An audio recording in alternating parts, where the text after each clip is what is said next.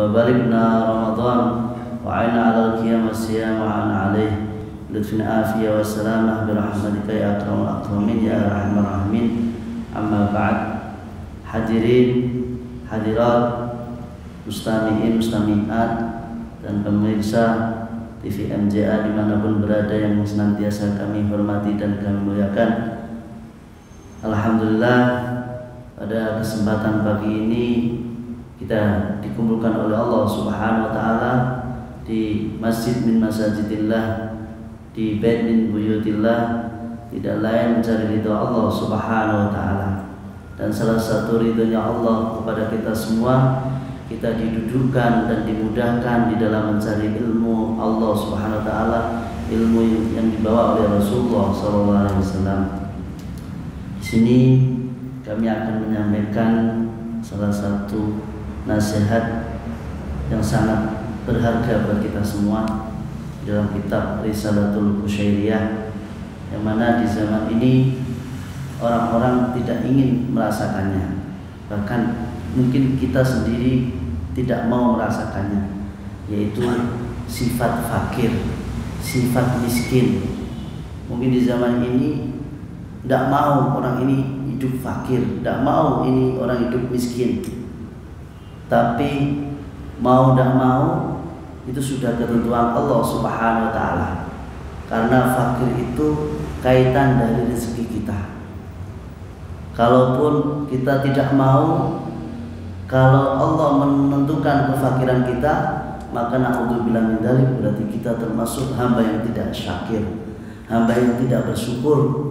Tapi kalau kita dikasih oleh Allah kekayaan yang melimpah ruah, tapi kita ridha kepada Allah Subhanahu wa taala, maka kekayaan yang kita miliki ini akan menjadi jembatan wasilah kita untuk dekat kepada Allah Subhanahu wa taala. Maka dari itu tinggal kita ini termasuk orang yang senantiasa qanaah, ridha dan bersyukur, ataukah termasuk orang yang selalu tamak dan serakah, rakus, naudzubillah min dzalik. Nah, di sini salah satu isian dalam pagi ini di dalam kitab Risalatul Qusyairiyah, yaitu membahas tentang masalah fakir. Bahwasanya Rasulullah SAW bersabda, innal miskin laisa bitawaf alladzi tarudduhu luqma wal luqmatan wat tamrah wat tamratan. Sabda Rasulullah SAW, beliau bersabda bahwasanya orang yang miskin itu bukanlah orang yang keliling dari rumah ke rumah untuk meminta sesuap nasi atau meminta kurma, 2 kurma. Bukan orang miskin itu yang dikatakan Rasulullah, bukan itu. Tetapi kata sahabat, man miskin ya Rasulullah. Terus miskin itu bagaimana ya Rasulullah menurut engkau? Yaitu alladzi la yajidu ma yughnihi, yaitu orang yang tidak mendapati sesuatu yang bisa mencukupinya. Dalam arti dia tidak bisa makan apa-apa, kelaparan lah. Wa yastahi ayyas'alan nas, dan dia malu kalau minta kepada orang. Sudah tidak kecukupan kebutuhannya dan dia malu meminta kepada manusia. Wala yaftanu lahu fa yatasaddaqu alaih, dan dia berharap supaya keadaannya tidak diketahui oleh orang, sampai orang tidak bisa bersedekah kepadanya. Dalam arti dia menutup diri akan kemiskinannya. Maka di dalam kitab ini kata ulama termasuk mengatakan suatu jauharun nafs, yaitu suatu keberuntungan seseorang, yaitu fakir yudhirul ghina. Orang fakir tapi dia memperlihatkan dia seolah-olah orang kaya, menampakkan diri seperti orang kaya. Wajah yudhirus syab'a, dan orang yang lapar dia menampakkan seolah-olah dia ini kenyang. Ini salah satu kata Sayyidina Sahal bin Abdullah di dalam kitab Risalatul Qusyairiyah, yaitu ada 5 perkara orang yang mendapat keberuntungan dalam hidupnya, yaitu di mana fakirun yudhirul ghina, di mana ia keadaan fakir, keadaan miskin, tapi ia tampakkan seolah-olah dia orang kaya. Wajai'un yudhirus syab'a, dan orang yang lapar tapi ia menampakkan diri seolah-olah dia itu kenyang. Wa mahzunun yudhirul farah, yaitu orang yang susah dan ia tampakkan seperti orang yang bahagia. Maka kadang kita lihat orang itu, seorang ulama kok selalu bahagia. Terus kadang di rumah kita tidak tahu. Maka kita lihat saudara-saudara kita, kadang kita lihat wajah mereka ceria-ceria, padahal mereka punya problem banyak. Maka kadang seorang istri mengatakan, orang suami saya itu kalau kumpul orang kok tertawanya bahagia, tapi kalau kumpul saya kok meremot terus, seolah-olah problem, kan? Maka orang seperti itu kumpul sama orang banyak seperti tidak ada problem, tapi sama istri, wah, maka kata orang kalau pengen lihat seorang laki-laki, lihatlah di saat ia kumpul dengan istrinya, lihat saat ia berkumpul dengan keluarganya. Bagaimana kalau dia berkumpul dengan keluarganya kayak susah, merengut, kayak enggak apa ya, kayak ikan mau dibakar gitu.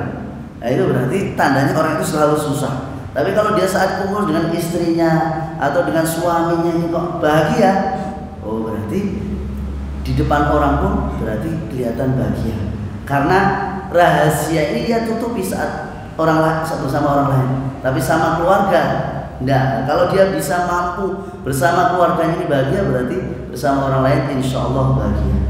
Terus wa rajulun bainahu wa baina rajulin adawah yudhirul mahabbah, yaitu orang yang mana ia bertemu dengan musuhnya, yaitu menampakkan mahabbah, rasa cinta dengan orang tersebut.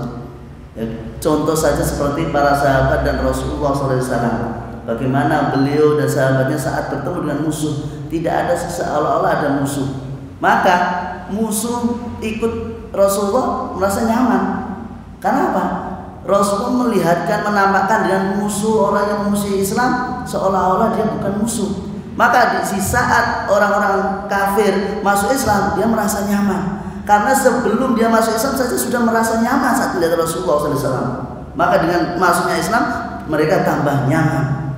Tapi kalau misal orang ini memperlihatkan orang-orang musuh Islam ini dengan wajah musuh, maka musuh pun akan masuk Islam, pun akan takut. Nanti saya takut kalau masuk Islam dibunuh. Maka sekarang aneh, para asad, para ustadz, sebagian ustadz ini melihatkan wajah dengan orang itu kayak menakutkan. Maka orang melihat ustadz itu, nanti saya ikut sama ustadz itu, wah tambah dimakan ini. Saya lihat saja dia sudah menakutkan, wajahnya ini tidak menyenangkan. Dan ada sebagian ustadz itu wajahnya tidak pernah tersenyum, kayak harus menakutkan. Nah inilah menjadikan ini orang ini sulit untuk dekat dengan agama Islam atau dekat dengan namanya majelis taklim atau orang-orang yang soleh. Terus wa rajulun yasumun nahar wa yaqumul lail wa la yudhiru du'fan, yaitu orang yang setiap hari dia puasa dan malamnya tahajud, tapi tidak memperlihatkan dia menambahkan dia ini lemes, semangat terus, seolah-olah seperti biasa, sehingga orang mengira ini, wah orang ini biasa, dalam arti tidak puasa, dia tidak tahajud, santai. Nah inilah yang seperti inilah termasuk yaitu keberuntungan orang. Tapi kalau orang puasa kelihatan lemes, wah ini kalau lemes mesti puasa ini. Nah, kalau tidak lemes, tidak puasa ini. Nah ini berarti kurang beruntung ya. Kalau puasa kelihatan, kalau tidak puasa tidak kelihatan. Kalau punya uang bahagia, kalau tidak punya uang kelihatan susah. Nah ini repot.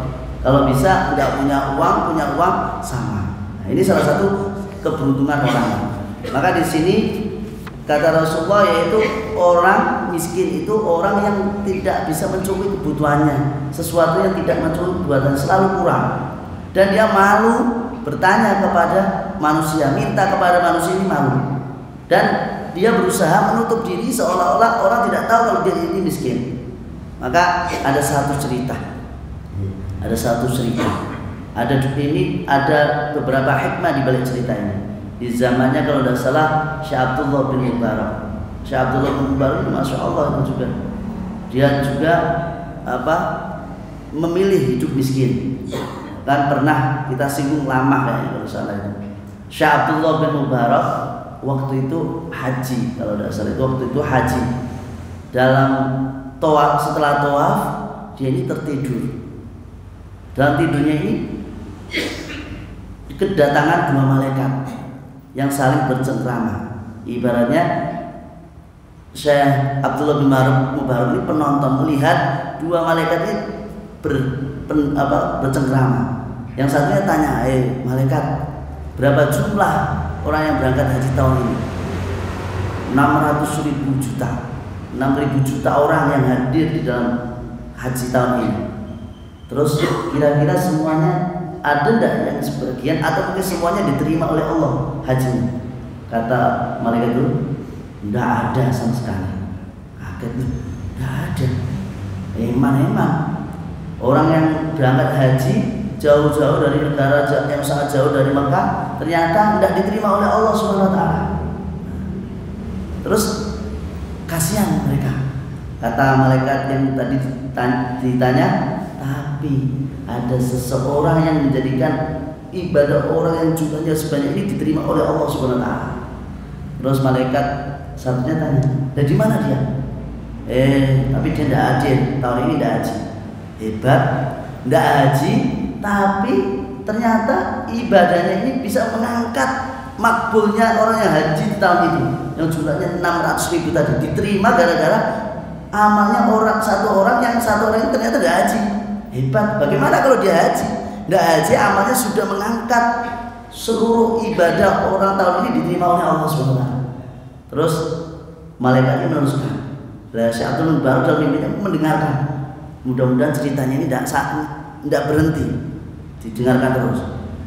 Yaitu orang ini di Damaskus. Kalau tidak salah namanya Ali bin Mu'afak. Ada mengatakan namanya Said ibn Mu'afak.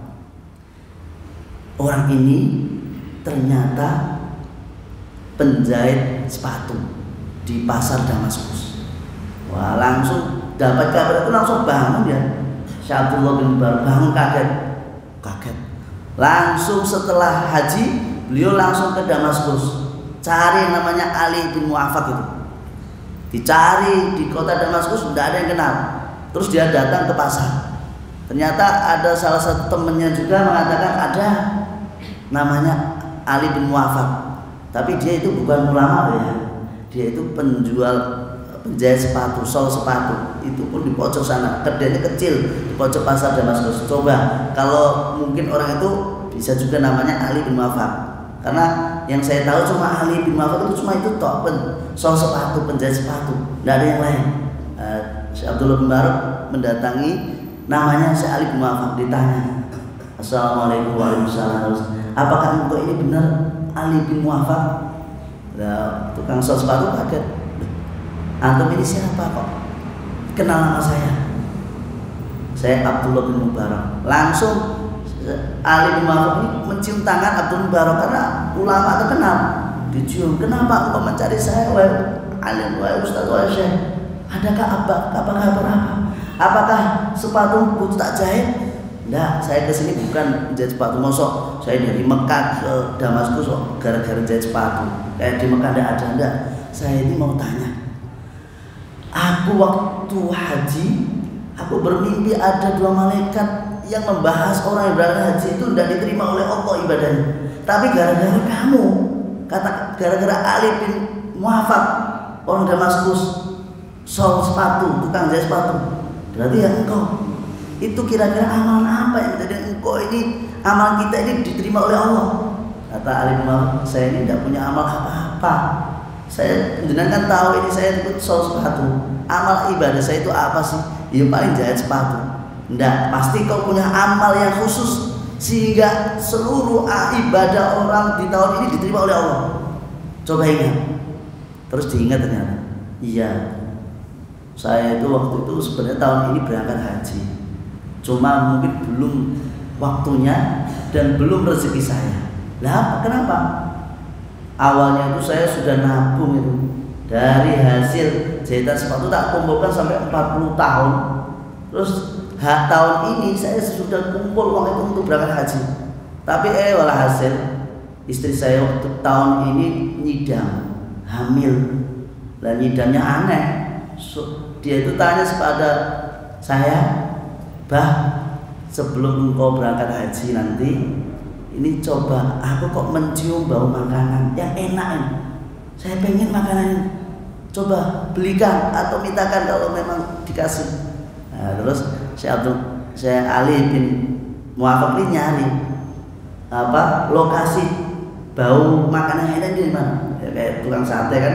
Tukang sate kan kita kalau jualan sate kambing mesti di pinggir jalan supaya orang berhenti karena bau ciumannya enak. Begitu juga ini. Syekh Ali ini nyari pusat bau ini mana? Dicari-cari ternyata ada satu rumah yang jelek, reot di sini. Lah Syekh Ali ini kaget. Kok di sini ada rumah jelek ya? Tak kira ini lima saya itu tidak ada yang rumahnya jelek, reot sudah. Ya, ternyata di situ ada seorang janda yang memiliki anak 6. Nah, di situ baunya itu ternyata di rumah itu. Terus si Ali tanya, Assalamualaikum warahmatullahi wabarakatuh. Wahai fulana, ibu ini sedang masak apa?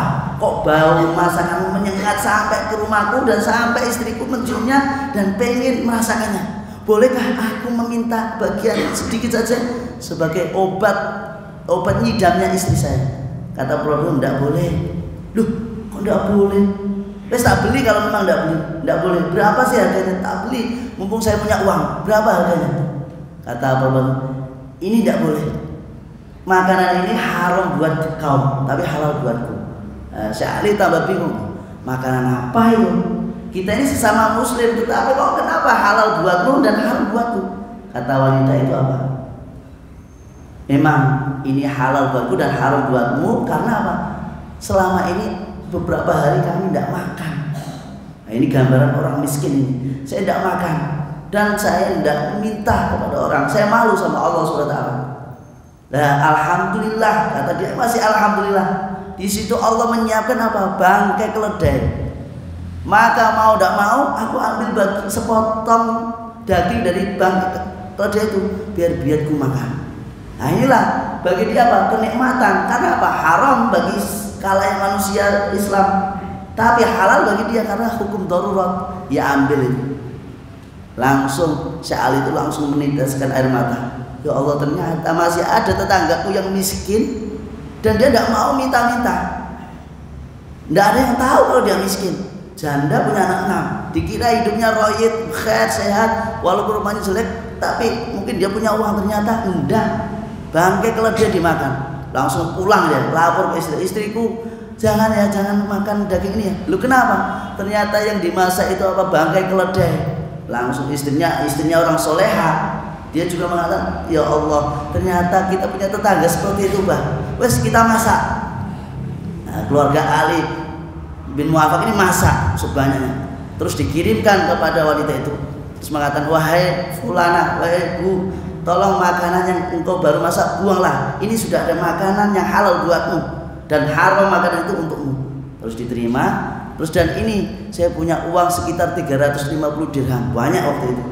Ini buatmu untuk usaha dan untuk mencukupi anak-anakmu biar kau tidak makan dan tidak kelaparan. Nah, terus itu diterima. Setelah itu pulang, bilang kepada istriku, mungkin tahun ini saya tidak berangkat haji. Itu kenapa?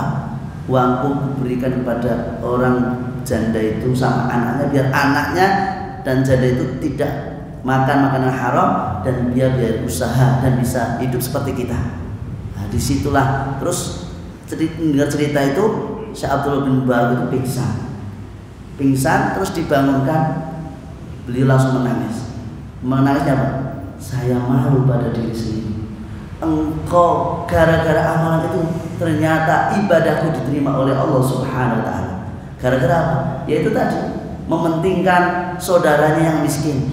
Daripada berangkat haji belum tentu mabrur, lebih baik mendermakan hartanya untuk orang-orang yang di sekitarnya yang sangat membutuhkan, sehingga amalnya itu bisa mengangkat orang-orang yang haji di tahun itu. Setelah itu ternyata Syekh Ali bin Abdullah bin Mubarak merasakan ternyata disitulah letak ibadah yang benar-benar diterima oleh Allah Subhanahu wa taala. Maka dari itu kadang seseorang itu menilai dari segi zahirnya. Wah, orang ini sering berangkat haji dan umrah, berarti ini orang Masya Allah. Tapi di sisi lain punya tetangga yang tidak mampu makan. Di sisi lain ada keluarga yang sengsara hidupnya. Maka kata Syekh Abdul Mubarak, haram bagi dia berangkat haji atau umrah sedangkan di lingkungannya ataupun tetangganya ada yang membutuhkan uang yang ia pakai untuk umrah ataupun haji. Mudah-mudahan kita diberikan oleh Allah tetangga yang benar-benar yang serba kecukupan, serba hidupnya diridhai oleh Allah Subhanahu wa taala, sehingga ibadah umrah dan haji kita diterima oleh Allah Subhanahu wa taala. Nah, inilah gambaran orang-orang yang miskin. Wanita janda punya anak 6, dia tidak meminta kepada orang lain dan hidup keadaannya tidak mau diketahui oleh orang lain. Inilah hakikat orang miskin. Maka kata Rasulullah SAW, likulli syai'in miftah. Segala sesuatunya itu ada kuncinya. Wa miftahul jannah, kunci surga kan ada. Kalau orang Jawa kan miftahul jannah la ilaha illallah, itu sebagian. Di sini ada kunci surga, yaitu satu, hubbul masakin, mencintai orang-orang miskin. Maka dalam hadis Rasulullah SAW ditanya, seseorang bertanya kepada Rasulullah, ya Rasulullah, aku mencintai Allah. Kata Rasulullah, kalau kau mencintai Allah, siapkan dirimu untuk dicoba oleh Allah. Siap tidak? Mampu tidak kau? Jangan ngaku cinta sama Allah kalau tidak mau dicoba. Kalau tidak mau diuji, jangan ngaku cinta. Karena orang yang cinta sama Allah itu diuji dulu. Mungkin sering sakit. Bahkan kata ulama, salah satu ujian orang yang cinta sama Allah dibuat bangkrut, dalam arti dibuat fakir. Nah, zaman sekarang orang tidak mau pengen fakir. Usahanya pengen untung. Lah kalau pengen cinta sama Allah langsung bangkrut, ya tidak mau. Nah, itu hakikat orang yang cinta sama Allah, harus siapkan terlebih dahulu diuji oleh Allah SWT. Terus dia tanya kepada Rasulullah lagi, ya Rasulullah, aku mencintaimu. Kata Rasulullah, siapkan engkau miskin. Kalau engkau cinta kepada aku, siapkan dirimu miskin. Kalau tidak siap jadi orang miskin, ya minimal kata ulama apa? Hubbul masakin, yaitu cintai orang-orang miskin. Inilah salah satu kunci surga. Terus hubbul masakin wal fuqara, cintai orang-orang miskin dan orang-orang fakir. Terus kadang kita bertanya, nah apakah orang miskin, orang fakir mesti masuk surga? Belum tentu. Ya, kata Sayyidina Ali bin Abi Thalib bahwasanya orang fakir, orang miskin yang dicintai oleh Allah yaitu orang yang al-qani birizki, qanaah, nerimo ing pandum. Nah, inilah dikatakan orang miskin. Orang miskin tidak qanaah, ya tidak mungkin masuk surga. Maka kata ulama, orang yang fakir yang bisa mendekati kekufuran yaitu dia tidak menerima akan ketentuannya, tidak merasa qanaah, selalu rakus. Maka orang yang paling jelek-jeleknya orang di muka bumi, orang yang fakir tapi dia rakus akan kekayaan. Sudah fakir, rakus lagi, naudzubillah min dzalik, yaitu orang yang qani di rezeki. Terus ar-radhi anillah, yaitu ridho akan ketentuan Allah Subhanahu wa taala. Inilah hakikat orang-orang yang miskin. Maka kata ulama, orang yang miskin itu tidak akan merubah hidupnya di mana ia duduk orang-orang yang kaya. Berarti orang yang miskin duduk dengan orang yang kaya itu belum tentu dia akan jadi kaya. Justru kata ulama, dudukmu orang miskin dengan orang kaya bukannya menjadikan engkau jadi kaya, tapi justru menjadikan engkau ini hubbud dunya. Kalau sudah kau dekat dengan orang kaya menjadikan hubbud dunya dan kau dicatat oleh Allah menjadi orang miskin, maka kehidupanmu inilah orang yang paling hina di dunia wal akhirah. Naudzubillah min dzalik. Sudah miskin berlakah jadi orang kaya. Karena apa? Kulino kumpul sama orang kaya padahal dia miskin. Kumpul dengan orang kaya laganya kayak orang kaya. Beda kalau orang yang miskin tapi menampakkan dia dengan seperti orang kaya, beda kalau sama orang yang berlagak jadi orang kaya. Karena apa? Orang yang berlagak dengan seperti orang kaya itu akan timbul rasa khuyala. Padahal khuyala itu adalah sifat takabur yang sangat dibenci oleh Allah Subhanahu wa taala. Nah, di zaman ini banyak orang-orang seperti itu. Sampai hidupnya seolah-olah glamor seperti orang kaya. Motor kredit, mobil kredit, jam tangan kredit, HP kredit. Demi apa? Tuntutan lingkungan. Kalau saya tidak kayak gini, saya akan dihina. Menutup kemiskinannya dengan cara yang salah, mencari sesuatu caranya dengan cara yang haram, waliyadzubillah, dengan cara riba, waliyadzubillah. Nah, inilah bagaimana ia pengen diridhoi oleh Allah dengan kedudukannya, posisinya menjadi miskin, ternyata dia menutup kemiskinannya dengan cara yang haram. Nauzubillah min dzalik. Karena apa? Gengsi itu sendiri. Nah, inilah yang dibenci oleh Allah Subhanahu wa taala, yang mana dia miskin ternyata dia merasa gengsi dan merasa malu dengan kemiskinannya, waliyadzubillah. Karena kata Rasulullah SAW mengabarkan kepada sahabatku, mau kasih tahu orang-orang yang paling banyak di surganya Allah SWT, yaitu orang-orang yang miskin, orang-orang yang fakir, yang tidak memiliki apa-apa dan dia malu untuk minta-minta sama orang. Itulah orang yang akan menjadi ahli surga. Bahkan Rasulullah SAW sendiri selalu berdoa setiap waktu, Allahumma yani miskinan wa amisni miskinan wahsurni ma'azumratil masakin. Itu setiap waktu Rasulullah berdoa. Rasulullah saja pengen mati, meninggal dalam keadaan miskin, hidup dalam keadaan miskin, dan dikumpulkan bersama orang-orang yang miskin. Berarti kalau ada orang yang tidak mau miskin, tidak mau kumpul sama orang yang miskin, berarti dia ini berbeda jalur dengan Rasulullah SAW. Pengen kumpul dengan Rasulullah tapi dia malu miskin. Pengen kumpul Rasulullah tapi dia menghina orang miskin. Mau kumpul dengan Rasulullah, mau cinta dengan Rasulullah, pengen dicintai Rasulullah, tapi dia tidak mau miskin. Mungkin nggak bisa dimaklumi kalau dia tidak mau miskin, tapi minimal dia benci malahan orang miskin. Sudah tidak mau miskin, benci dengan orang miskin, tapi kenapa dia pengen dekat dengan Rasulullah? Tapi kenapa pengen dicintai oleh Rasulullah? Kata ulama, itu cinta bohong belaka. Pengen cinta Rasulullah, pengen dicintai Rasulullah, tapi dia tidak mau jadi orang miskin. Tidak mau jadi orang miskin, tapi dia tidak mau mencintai orang-orang yang miskin. Sudah tidak mau jadi orang miskin sendiri, malah tidak mau mencintai orang miskin. Ini berarti dia hakikatnya dia itu tidak mau dicintai oleh Rasulullah SAW. Ada juga gambaran satu orang sahabat Rasulullah yang lebih memilih miskin daripada orang yang kaya. Mungkin dengan cerita-cerita ini bisa membangkitkan kita ini cinta dengan ulama, cinta dengan orang-orang yang miskin. Karena dalam hadis Rasulullah SAW, yadkhulul fuqara al-jannah qabla al-aghniya.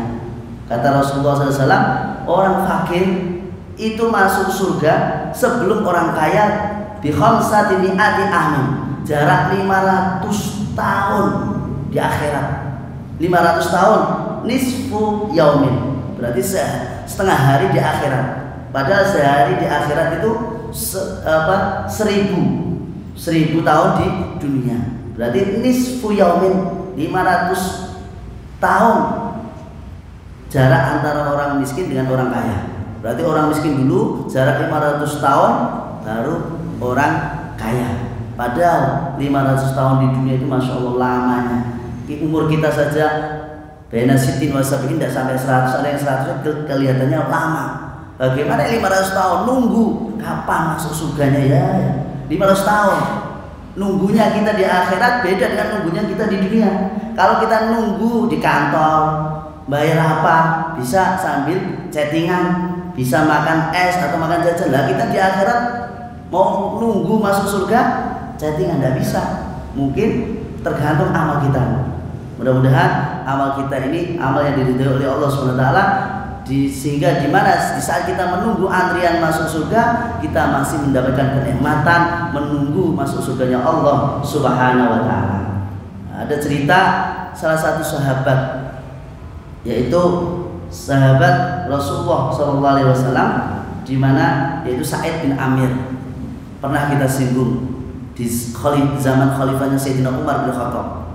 Waktu itu Sa'id bin Amir itu kan orang Taif kalau tidak salah, diundang oleh orang kafir Quraisy untuk menyaksikan pembunuhan, pembantaian, mutilasi Khubayb bin Adi.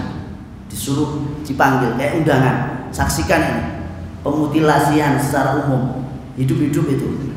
Sayyidina Khubayb dipotong hidup-hidup kakinya, tangannya, dan beliau masih hidup waktu itu. Lah Sa'id bin Amir itu menyaksikan dan di depannya Khubayb itu. Ternyata waktu itu Sayyidina Khubayb berdoa, ya Allah jangan lupakan orang-orang yang menyaksikan aku saat disiksa ini. Jangan kau lupakan orang-orang ini. Sa'id bin Amir itu ingat terus itu. jangan kau lupakan orang-orang yang melihat aku disiksa ini. Dalam arti apa? Bunuhlah mereka dalam keadaan naudzubillah minal kafiran. Lah Sa'id bin Amir itu setelah melihat pembantaian, pemutilasian Khubayb bin Adi, Sayyidina Khubayb bin Adi radhiyallahu anhu arda, langsung cari Rasulullah SAW. Terus dia bertobat, masuk Islam, dan masya Allah dia terkenal sahabat yang gigih dan berani dalam peperangan. Dan dia tidak gila dunia. Setiap dapat harta ghanimah, ia kasihkan kafir, fakir, miskin. Sehingga dia terkenal tidak punya apa-apa. Sehingga Sayyidina Umar bin Khattab ini memperhatikan Sayyidina Sa'id bin Amir.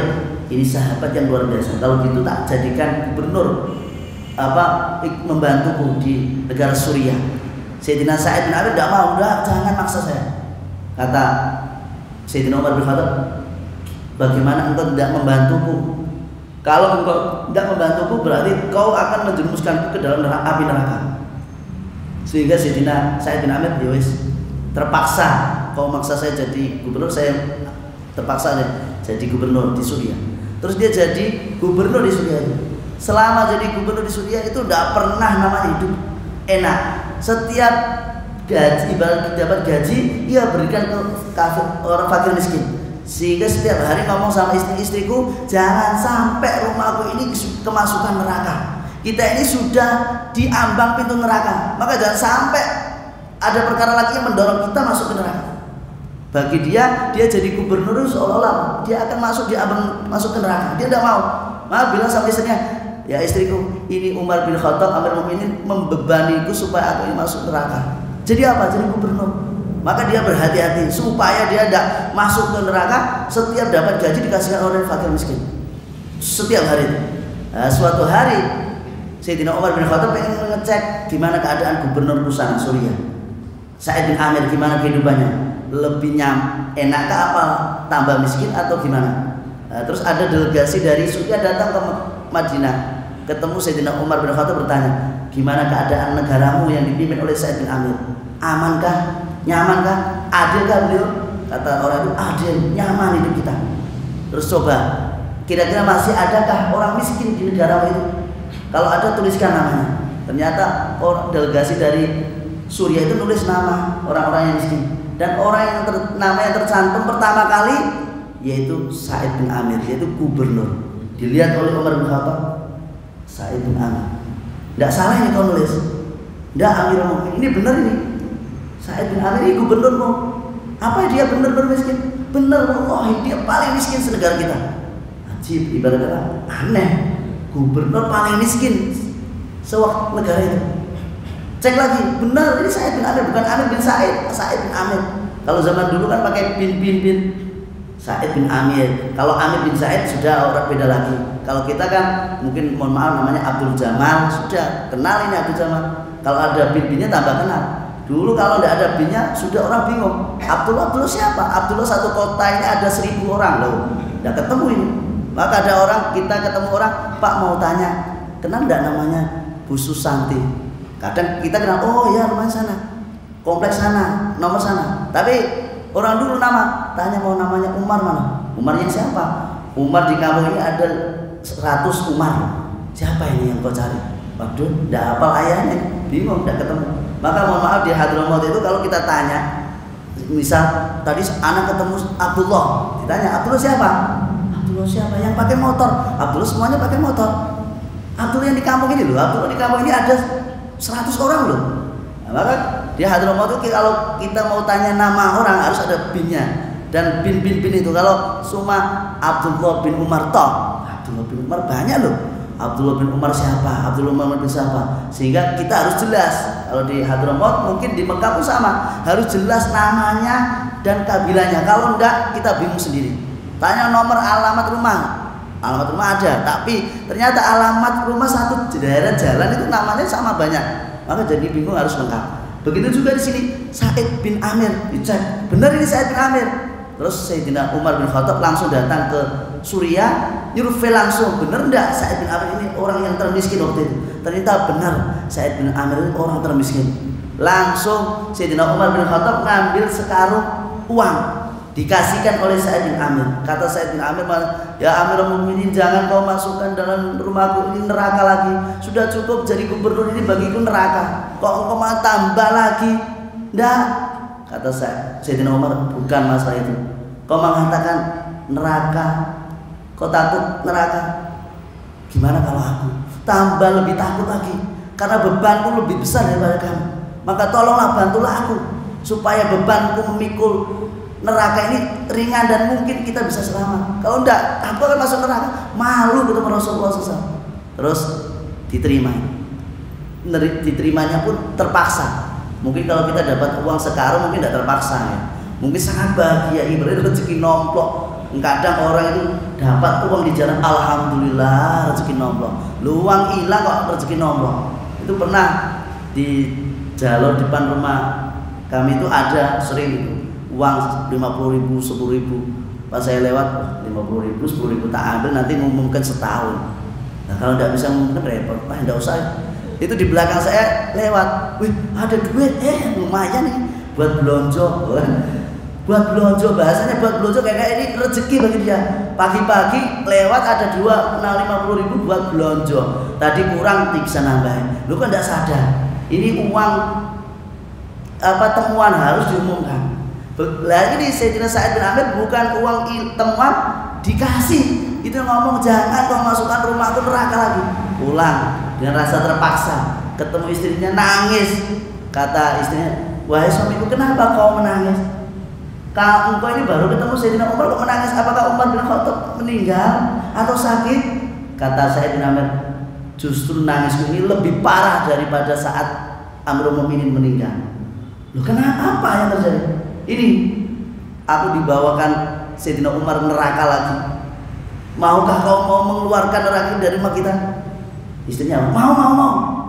Dibuka, ternyata uang sekarung. Coba kalau istri tidak soleha, jangan dibuang. Kita manfaatkan aja. Kita dermakan, mungkin kita belanjakan barang-barang kan sudah termasuk ibadah. Tapi ternyata istri tidak seperti itu. Oh iya wes. Padahal istrinya tahu dia itu serba kelaparan. Tapi ternyata karena didikan orang yang soleh, masya Allah, dengan dihadirkan sekarung uang, tidak ada bekas sedikit pun.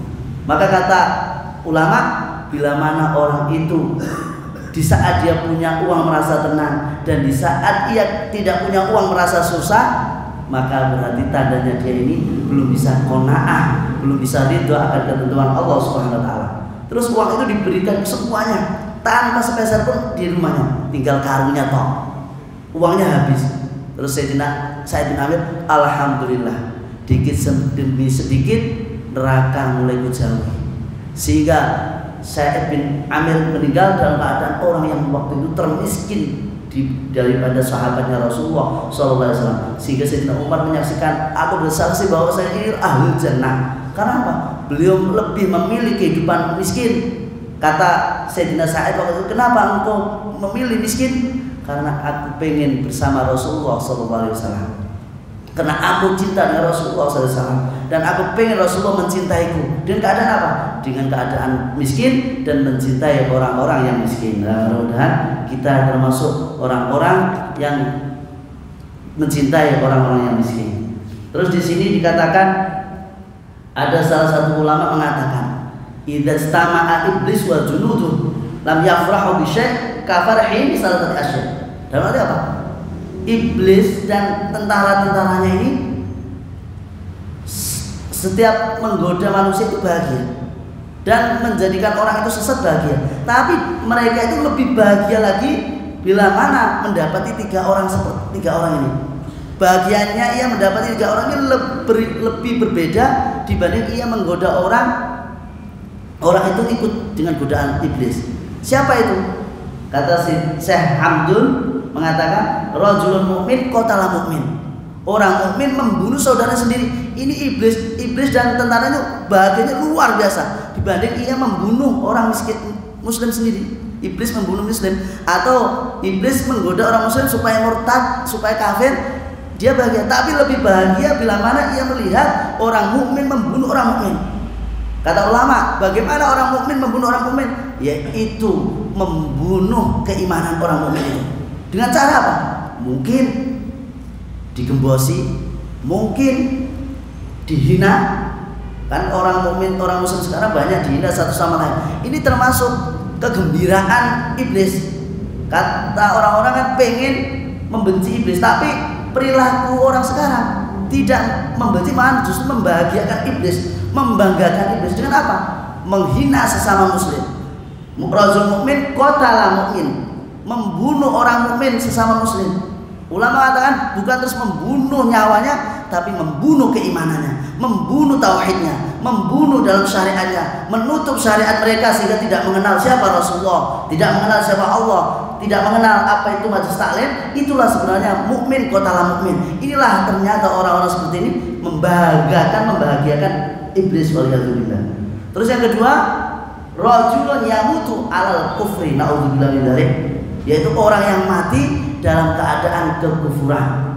Maka kata ulama, orang yang fakir, yang tidak qanaah, itu sebenarnya orang itu dekat dalam kekufuran. Berarti kalau dia mati, naudzubillah min dzalik, sudah fakir, ternyata dia bisa membahagiakan iblis waliyadzubillah. Inilah rajulun yamutu alal kufri, mati dalam kekufuran, kufur nikmat, dikasih nikmat oleh Allah justru dibuat kemaksiatan. Di zaman ini merajalela. Maka kata ulama, untuk mengetahui rezeki seseorang itu barokah, lihatlah kehidupan istri orang tersebut.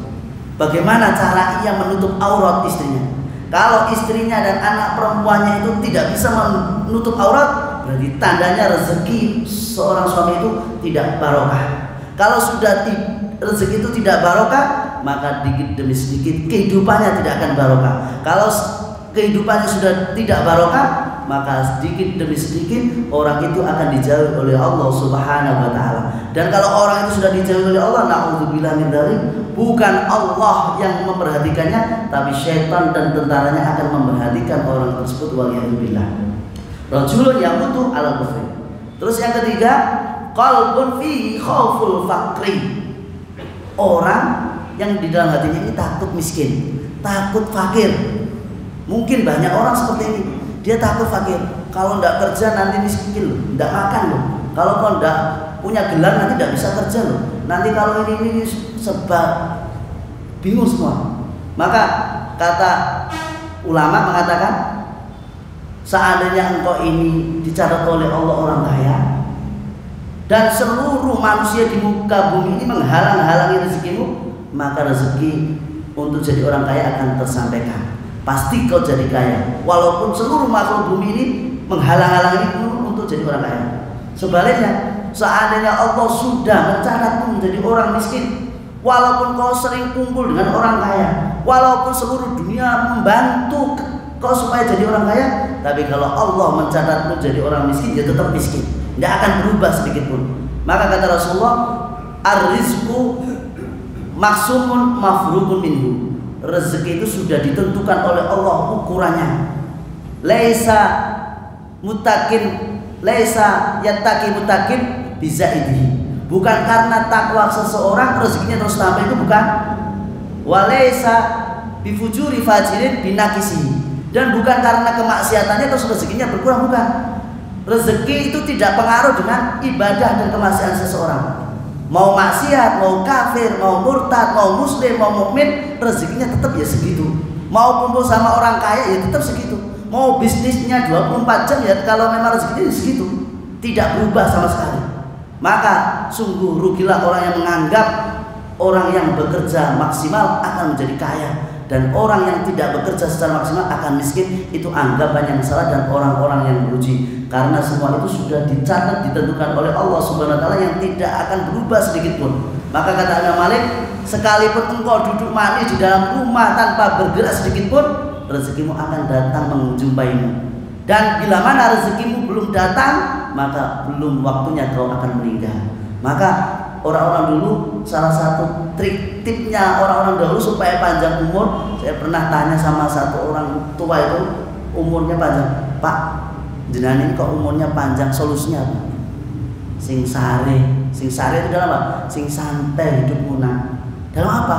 Dalam mencari rezekinya Allah. Tidak usah gerusah-gerusu, tidak usah tergesa-gesa, tidak usah serakah, tidak usah 24 jam sampai lupa majelis taklim.